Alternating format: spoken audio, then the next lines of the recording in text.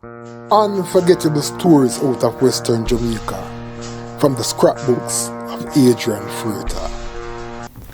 On the morning of June 1, 2012, the close friends of 39 years old Trinidad and Tobago national Michelle Courdray Greaves, who was employed as a teacher at Cornwall College in Montego Bay, had reasons to be worried.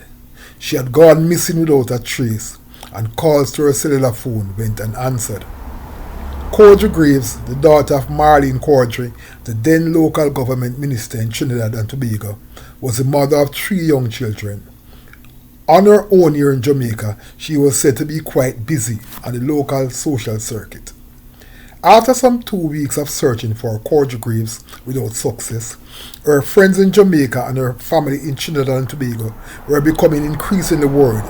While she was considered adventurous and free-spirited, nobody expected her to go off for 2 weeks without contacting anyone. On the morning of June 11, cane cutters employed to burn the sugar estate in Montego Bay were preparing to reap canes from a field which was freshly burned, stumbled upon some charred remains in the cane field. Had it not for pieces of burned clothes and the size of the bones, they probably would have just bypassed it as the remains of an animal. The police were alerted and they went to the location. They concluded that the charred bones belonged to a human being, and the bones were collected to do a forensic analysis. While many persons began speculating that the remains were those of Coudray-Greaves, there was not enough conclusive evidence for the police to make a proper assessment, and this was even after an initial autopsy. Coudray-Greaves' family was asked to submit her dental records to aid in identifying the remains. Her mother flew into Jamaica with requested dental records, which was turned over to dental expert and University of the West Indies lecturer Dr. Christopher Ongonzalo for a forensic analysis. Within 2 days, Dr. Ongonzalo had arrived at a conclusion. The teeth in the burnt-out skull matched dental records from Trinidad. It was Coudray-Greaves' remains. Even before Dr. Ongonzalo identified the remains, Coudray-Greaves' mother had already come to a conclusion. From I saw the bracelet that was found at the location, I knew it was her, she said. With Coudray-Greaves' remains now identified, a second autopsy was done. It revealed that death was caused by injury to the right side of her head by a blunt instrument. At the request of the deceased woman's Jamaican friends, her mother consented to and participated in a Thanksgiving ceremony at Dufcad St. James. The ceremony was attended by Trinidad High Commissioner to Jamaica.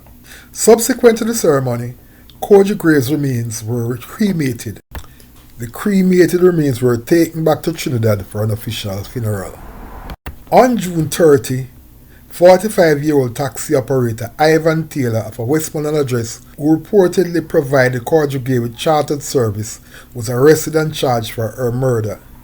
Investigators said forensic evidence, telephone records, and a person who claimed he saw Taylor's car being driven out of the cane field implicated the taximan in the killing. In this edition of Lest You Forget, we will be taking a chronological look at the Coudray-Greaves story from the time of her disappearance through to Ivan Taylor's guilty conviction by a 12-member jury in the St. James Circuit Court. The timeline read as follows. June 1st, 2012, Michelle Courdray Greaves, a teacher at Cornwall College in Montego Bay who resided in Cornwall courts, went missing. June 11, 2012, burnt remains believed to be that of Coudray-Greaves were found in a cane field in Montego Bay. June 13, 2012, Michelle Courdray-Greaves' mother, Marlene Courdray, arrived in Jamaica with her dental record to aid in identifying her remains. June 15, dental expert and University of the West Indies lecturer Dr. Christopher Ongonzalo used dental records to identify Coudray-Greaves. June 30, 2012, Westmoreland taxi operator Ivan Taylor, who was known to provide Coudray-Greaves with chartered taxi service, was arrested and charged. July 5, 2012, Ivan Taylor made his first appearance in the Montego Bay Resident Magistrates Court. June 14, 2013, Director of Public Prosecution discontinued case in Montego Bay RM Court. It was transferred to the St. James Circuit Court. June 15, 2013. Case first mentioned in the St. James Circuit Court. September 30, 2013. Initial start date for trial. April 28, 2014. Start of trial delay because of jury shortage. April 30, 2014. Trial officially starts with High Court Judge Courtney Day presiding. May 6, 2014. Civilian witness says saw Ivan Taylor's car leaving the cane field where remains were found. May 15, 2014. Inspector Warren Williams tendered cell site evidence placed in the dead woman near the cane field. May 19, 2014. Taylor gave an unsworn statement denying killing Coudray-Greaves. Prosecution and defense case closed. May 20, 2014. Judge began his summation to the jury. May 22, 2014. Jury returned a guilty verdict. Subsequent to the jury's guilty verdict, Taylor was sentenced to 30 years in prison before parole.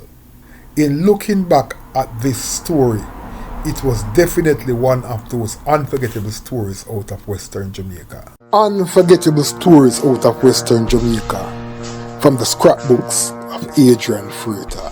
Like and subscribe for more unforgettable stories out of Western Jamaica.